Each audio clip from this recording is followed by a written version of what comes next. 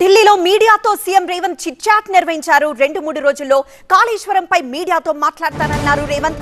ప్రజల ముందు నా అభిప్రాయం ఉంచుతానన్నారు. తెలంగాణ రాష్ట్రానికి అన్యాయం చేస్తోంది కిషన్ రెడ్డి అన్నారు రేవంత్. తెలంగాణ ప్రాజెక్టులను అడ్డుకుంటోంది కిషన్ రెడ్డి అన్నారు రేవంత్.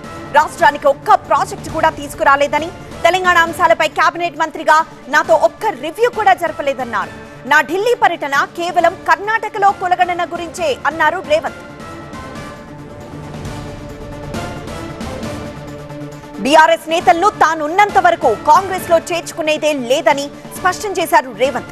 అసెంబ్లీ రౌడీ సినిమాలో భాషా గ్యాంగ్ లాగా బీఆర్ఎస్ నేతల పంచాయతీ ఉందన్నారు.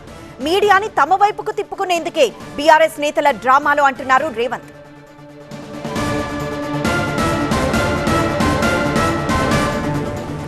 ఢిల్లీలో మీడియాతో మాట్లాడారు సీఎం రేవంత్. 2-3 రోజుల్లో కాళేశ్వరంపై మీడియాతో మాట్లాడతానంటూ ఆయన వ్యాఖ్యానించారు.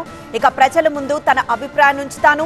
తెలంగాణ రాష్ట్రానికి అన్యాయం చేస్తోంది కిషన్ రెడ్డి, తెలంగాణ ప్రాజెక్టులను అడ్డుకుంటోంది కిషన్ రెడ్డి అని రేవంత్ వ్యాఖ్యానించారు. రాష్ట్రానికి ఒక్క ప్రాజెక్టు కూడా తీసుకురాలేదన్నారు.